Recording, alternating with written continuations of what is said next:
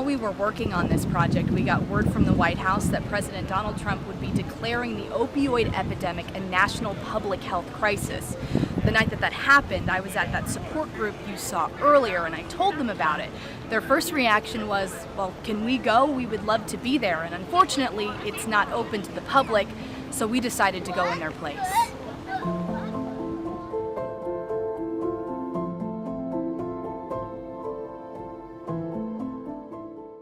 Ladies and gentlemen, the President of the United States and Mrs. Trump.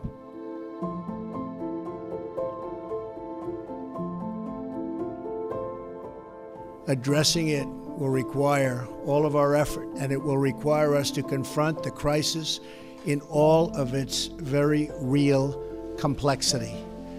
Last year, we lost at least 64,000 Americans to overdoses. That's 175 lost American lives per day. That's 7 lost lives per hour in our country. 90% of the heroin in America comes from south of the border, where we will be building a wall. We can be the generation that ends the opioid epidemic.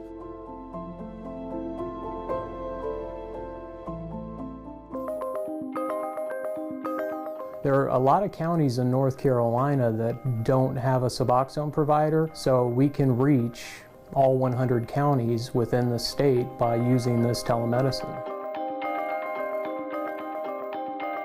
We like to call it the underserved areas of North Carolina. Some people might even call it the forgotten areas. An addicted patient feels marginalized, stigmatized by having substance abuse. And they may not always walk into an office and say, would you help me get off heroin? Would you help me get off opiates? So a lot of times that puts the patient in a predicament of who to ask help for. And a lot of times they would like to be anonymous.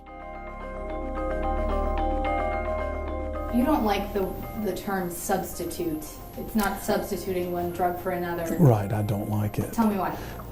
Well, I think I like to use the word transition, because substitution implies that's all we're doing. We're doing nothing more than trading one drug for another. In essence, in a transition, the use or substitution of a drug is followed by structured treatment, follow-up visits, 12-step support.